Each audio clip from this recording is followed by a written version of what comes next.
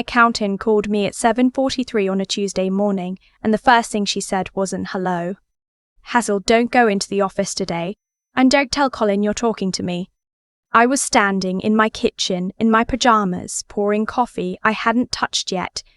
The mug sat there getting cold while she talked.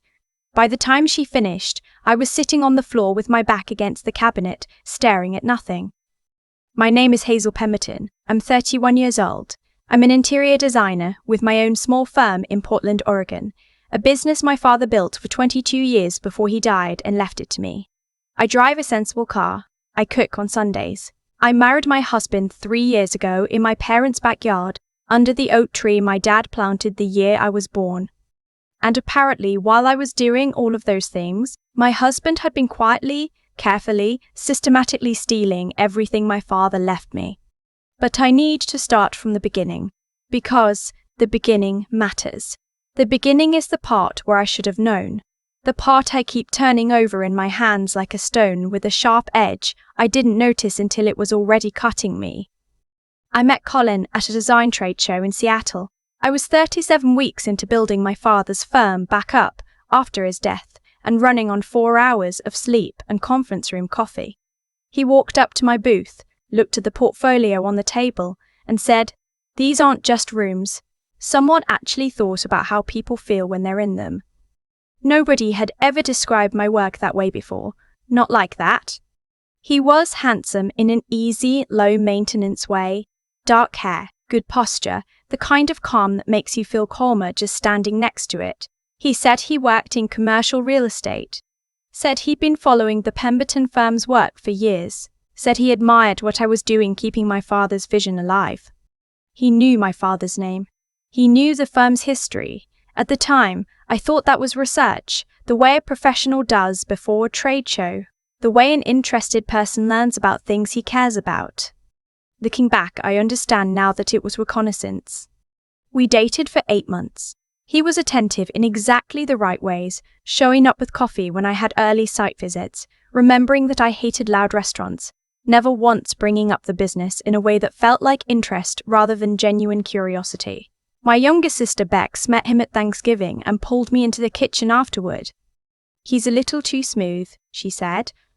I told her she'd watched too many crime podcasts. "Maybe," she said, "but watch how he talks about your dad's firm. It's like he's describing something he already owns." I told her she was being dramatic. We didn't fight about it exactly, but there was a coolness between us for a few months after that. I stopped volunteering information about Colin. She stopped asking. We loved each other too much to let one man fracture us completely, so we just went around the subject like water around a rock. We got married the following spring. Colin cried during his vows. Full tears running down his face, completely unashamed about it. I remember thinking that a man who can cry at his own wedding is a man who actually feels things. That's what I told Bex afterward. She smiled and squeezed my hand and didn't say anything. The first year was good, or it seemed good, which I've come to understand are not the same thing at all. Colin integrated himself into my life the way ivy integrates itself into a wall, gradually, completely, until you can't tell where the structure ends and the vine begins. He started coming to the office more, offering opinions on bids, on contractor relationships, on how we structure client agreements. He had good instincts, or seemed to. I was exhausted and grieving and running a business by myself, and here was my husband, wanting to help. I added him to the firm's bank accounts as a secondary signatory. He said it was practical. What if something happened to me? What if a vendor needed paying while I was on a site visit? He framed it as thoughtfulness, and I received it as love. About 18 months into our marriage, small things started shifting. Colin began working late in a way that felt different from the start, not stressed, but private. He'd come home relaxed, almost relieved, the way someone looks after finishing something difficult rather than after a long day. He started taking weekend calls in the garage.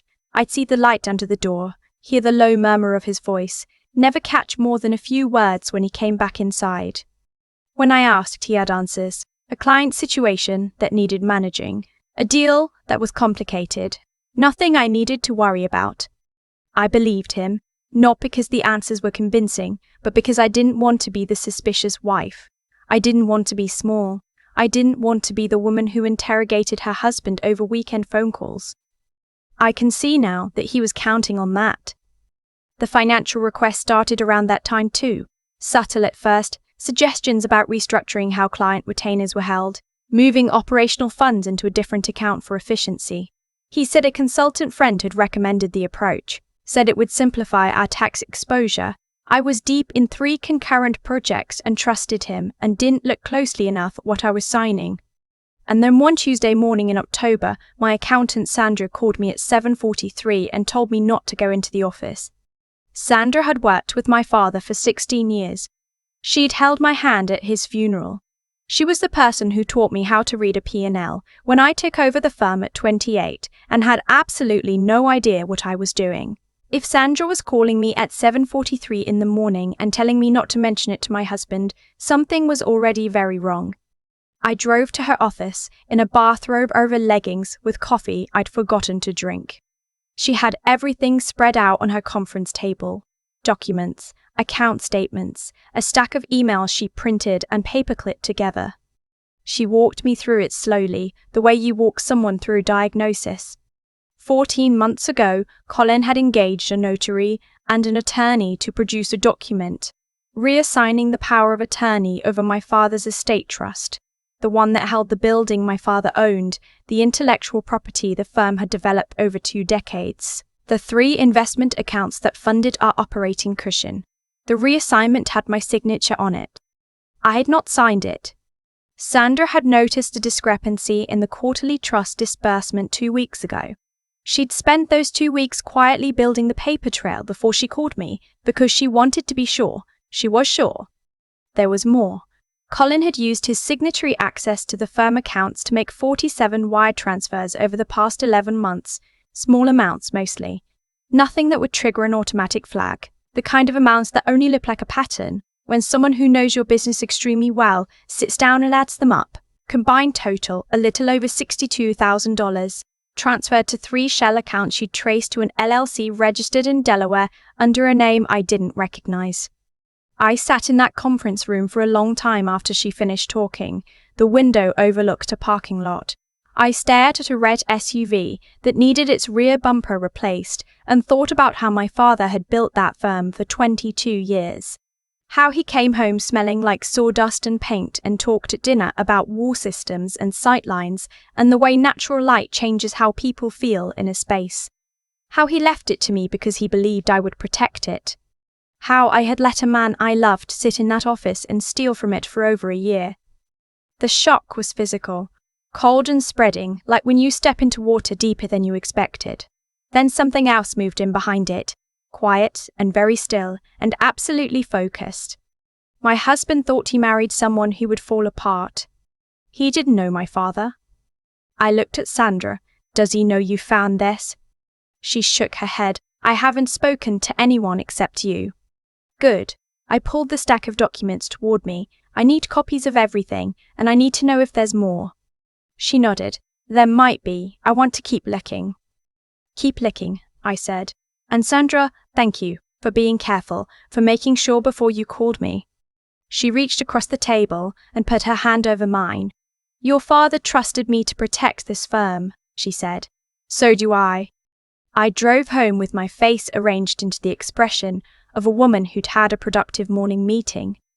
Colin was at the kitchen island eating toast and scrolling his phone. He looked up and smiled. Hey, how was Sandra? Routine stuff, I said. Quarterly review, nothing interesting.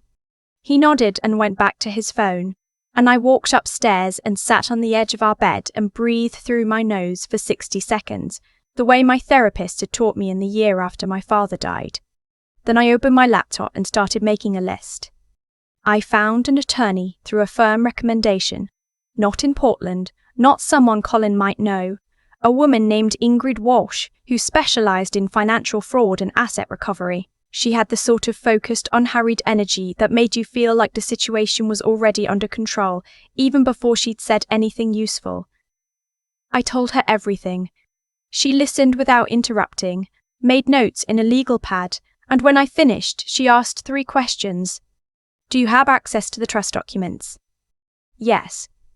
Is your name still the primary on all business accounts? Yes. Does he know you know? No. She leaned back. Then we have time to do this right. Let's do it right. Over the next 4 weeks, Ingrid's team and Sandra worked together building the case. What they found was bigger than I'd expected, and I had already expected something terrible. The forged power of attorney was the centerpiece, but it wasn't the whole picture. Colin had been in early conversations with a developer out of Phoenix about selling the building my father owned, the one the firm operated out of, the one my father had purchased in 2003 and spent 5 years renovating by hand on weekends. The building was worth approximately $1.4 million. Colin was in talks to sell it for $900,000, with the difference presumably flowing somewhere the developer wouldn't ask questions about. He hadn't completed the sale. He'd been waiting on some paperwork from the trust that Sandra's discovery had interrupted. Ingrid also found that Colin had done something like this before. Not a marriage, but a partnership. A business partner in Denver 7 years ago. A woman who'd built a small events company and let Colin manage the financial side. When she dissolved the partnership, she discovered funds were missing but couldn't prove it, and walked away rather than spend years in court. Ingrid tracked her down. Her name was Cassandra Park. She'd been waiting, she said, for exactly this phone call. The hardest thing I did in those 4 weeks was call my sister. Bex picked up on the second ring. I heard her breath change when she heard mine. Hazel, what happened? It wasn't a question. She already knew something had broken. I told her everything. When I finished, there was a pause, and then she said, "Tell me what you need." Not, "I told you so." Not, "I knew it." Not anything about being right, even though she had been right, completely and clearly right, from the very beginning. Just, "Tell me what you need." I cried for the first time since Sandra's office, ugly, gasping crying, sitting in my car in a parking garage, because I didn't want Colin to hear me in the house. Beck stayed on the line the entire time and didn't try to fix it or rush it, just stayed. When I could breathe again, she said, "So, what are we doing to him?" Our father had started a tradition when I was about 10 years old. Every year, in late October, he threw a party at the office for clients, contractors, and vendors, people who'd been part of building the Pemberton firm over the decades. He called it the Fall Open House. After he died, I kept it going. It felt like the right way to honor him, to stand in that space he'd built and say thank you to the people who'd helped him build it. Colin loved the Fall Open House. He worked the room like he'd been there 20 years. He remembered names, asked about kids, laughed at contractor jokes he definitely didn't understand. It was one of the first events where I thought, he actually fits into this. He actually belongs here. I decided that this year's Fall Open House would be the last one he attended. I planned everything. Ingrid coordinated with the police. There was enough documentation for a warrant, but she wanted the arrest to happen somewhere public, with witnesses, in a context where Colin's professional reputation would be present in the room. Sandra helped me prepare a clear, simple summary of the financial fraud, something a roomful of non-lawyers could understand in 3 minutes. Cassandra Park agreed to travel from Denver. My sister took 3 days off work and drove up from San Francisco. The weekend before the party, I watched Colin get dressed in the morning and thought about the fact that he had cried at our wedding. Whether those tears were real or not, I still didn't know. Maybe there was a part of him that felt something. Maybe he'd been performing so long he didn't know the difference anymore. I thought about feeling sorry for him. Then I remembered what he'd been planning to do with my father's building. That cleared it up. The Fall Open House was on a Friday evening. The office looked beautiful. My team had done the decorations, warm lighting, seasonal flowers on every surface, the kind of atmosphere my father would have walked into and felt completely at home. 63 guests, including contractors who'd known my father since I was in middle school. Colin arrived looking polished and relaxed, a bottle of wine in each hand as a contribution. He greeted people by name, shook hands, made the rounds. He was very good at this part. I watched him from across the room and thought about how much effort that performance must have taken. Sustained for 3 years, never slipping, always calibrated. I felt something almost like admiration. the way you feel admiration for something well engineered before you remember what it was designed to do. Around 7, Colin made a move I'd anticipated. He'd been hinting for months that the firm should consider moving to a newer space, somewhere with more room to grow. He'd been laying the groundwork to make selling my father's building sound like progress, like my idea, like the natural next step. At the party, standing near the back windows with 3 of my longest tenured clients, he brought it up again, talking about growth, about the future, about how sometimes you have to let go of the old to make room for what's coming. I walked over and stood beside him. "Colin," I said, "I have something to share with everyone tonight. Could you come up front with me?" He smiled, easy and unsuspecting. "Of course." I took the microphone we'd set up near my father's original drafting table, the one we kept in the corner as a kind of monument. The room settled. "Thank you all for being here," I said. "This party has always been about honesty, about the trust that makes a business work, the relationships that hold it together over decades. My father understood that. It's what this firm was built on." I looked at Colin. His expression was pleasant, patient, the face of a supportive husband waiting to see where his wife's speech was going. 3 weeks ago, I learned that someone I trusted had been systematically working to take this firm apart. Not quickly, not obviously, carefully. The way someone does it when they don't want you to notice until it's too late.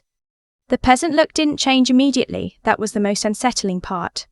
My accountant discovered 47 unauthorized wire transfers over 11 months, totaling over $62,000, moved to accounts my husband controls. I held up the summary document Sandra had prepared.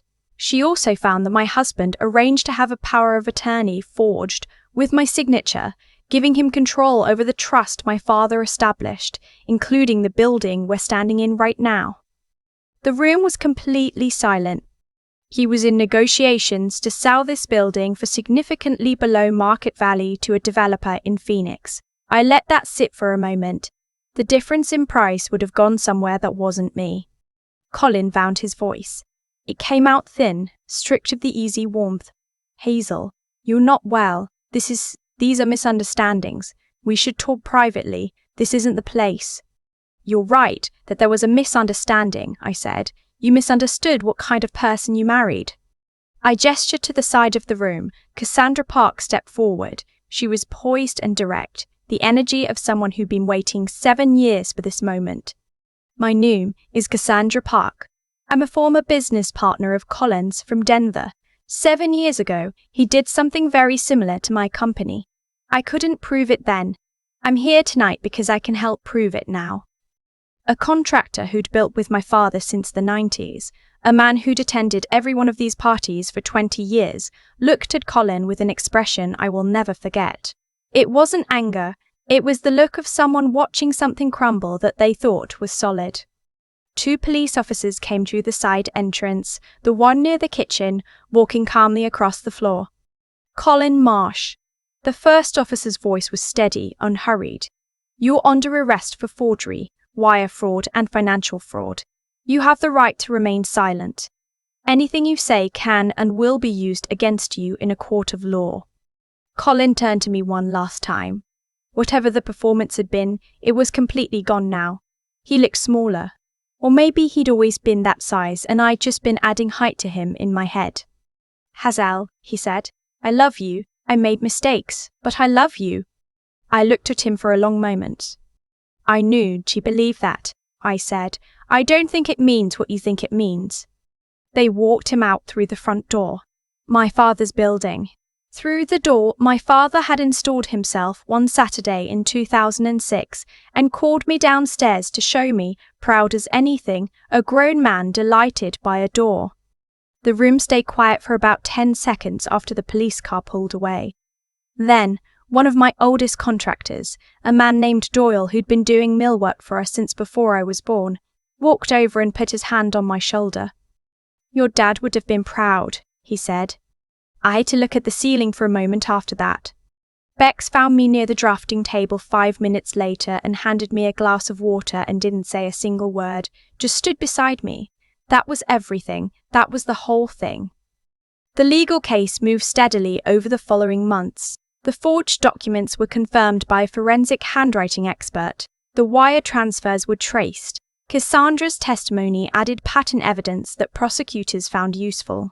The Phoenix developer, when contacted, cooperated immediately. He hadn't known the building wasn't Colin's to sell, and he had no interest in being adjacent to a fraud case.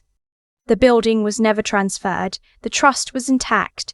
Sandra had caught it in time. Colin's attorney tried to negotiate a plea. The prosecutor was not particularly interested in negotiating. Between the forgery charge, the wire fraud, and the pattern evidence from Denver, there wasn't much runway for generosity. The divorce was straightforward in the end. There was nothing to divide. Everything that had appeared to be shared was actually mine, and everything Colin had accumulated was either stolen or debt. He'd been carrying about $90,000 in personal debt he'd kept entirely hidden, credit lines, a bad investment he tried to cover, the cost of maintaining a life that looked more successful than it was. He'd needed my father's building to make himself solvent. That was the whole of it. I sat with that for a while. The smallness of the motive next to the size of the betrayal. $90,000. He'd spent 3 years building a life with me, learning my father's firm, crying at our wedding, memorizing the names of contractors I'd worked with for a decade. All of it scaffolding for $90,000 and a building he wanted to flip. I didn't know whether to feel angry or tired. Mostly I felt tired. My sister came up for a long weekend in November. We cooked my dad's chili recipe and watched 3 movies in a row and talked about everything except Colin, for most of it, and then eventually talked about Colin and then didn't need to anymore. At some point I told her I was sorry I hadn't listened to her. She shrugged and said she was sorry she hadn't pushed harder. And I told her it wasn't her job to push harder, and she said it wasn't my fault for trusting someone I loved, and we went back and forth like that for a while until we both agreed it was Colin's fault for being who he was and moved on. I still have the firm, the building, the clients, the contractors who knew my father before I did. Sandra's still my accountant and will be as long as she'll have me. I brought on a partner this past spring, another designer, someone I've known for years, someone Bex approved of after a 20-minute dinner, which I have now instituted as a formal requirement. The fall open house is happening again in October. Doyle has already said he's coming. My father used to tell me that a business is just people trusting each other to do what they said they'd do. That's the whole thing. Strip it back far enough and that's all it is. Colin didn't understand that. He understood leverage and patience and the way charm can substitute for character if nobody's checking. He thought the firm was an asset. He never understood it was a relationship. Hundreds of them, built over decades, not transferable, not sellable, not something you could move to a shell company in Delaware. That's what he didn't count on. That's the thing he missed completely. He married a Pemberton, and we know what we're made of. I think about my father's drafting table a lot. The one we kept in the corner of the office like a monument. He used it for 20 years, bent over blueprints in the early morning before anyone else arrived, building something he believed in with his hands and his time and whatever integrity he had left at the end of a long day. He wasn't a perfect man, but he was an honest one. And I think that's the thing Colin never understood and couldn't account for, that some things aren't just inherited as money or property, they're inherited as a way of being in the world. What happened to me wasn't random. Colin didn't walk into my life by accident and stumble into an opportunity. He researched me. He chose me deliberately, the way you choose a target, and then he spent years building a version of himself designed specifically to get past my defenses. That kind of sustained dishonesty requires a complete absence of conscience, and I've had to sit with the fact that I couldn't see it, that I looked at a man doing a performance of love and received it as the real thing, that my sister saw it in 20 minutes and I dismissed her. I'm not going to spend the rest of my life punishing myself for trusting someone I loved, but I am going to be honest about what I learned because I think it matters. The first thing I learned is that integrity isn't something you can fake indefinitely. Colin was good, genuinely, impressively good at the performance, but Sandra had been watching numbers for 30 years and numbers don't perform. They just sit there and tell the truth whether you want them to or not. What protected me in the end wasn't anything dramatic. It was the quiet, unglamorous work of a woman who paid careful attention because she believed it was the right thing to do. That's what integrity actually looks like. Not grand gestures, just doing the right thing when nobody's watching and nothing's on fire yet. The second thing I learned is that clarity is a form of power. When Sandra laid those documents out in front of me, I had two choices: fall apart or think. I chose to think. Not because I wasn't devastated, I was, completely, but because I understood that the only way through was to understand exactly what I was dealing with before I moved a single inch. Ingrid used to say that arrogant people make sloppy mistakes because they stop paying attention once they think they've won. Colin had stopped paying attention. I hadn't. That gap was everything. The third thing is harder to name, but I believe it's the most important. When they walked Colin out through my father's front door, I didn't feel triumphant. I felt tired and sad and relieved, and something else I still don't have a clean word for. The point was never to destroy him. The point was to protect what my father built. To stand in that building and say, this is not yours, this never was. There's a kind of quiet endurance in that, the decision to stay standing when someone has spent years trying to make you fall, that I think only gets built through difficulty. You can't get it any other way. My father used to say that a firm is just people trusting each other. I believe that, and I believe that trust, real trust, is something you earn through your choices over time, not something you manufacture with charm. Colin ran out of time. I didn't.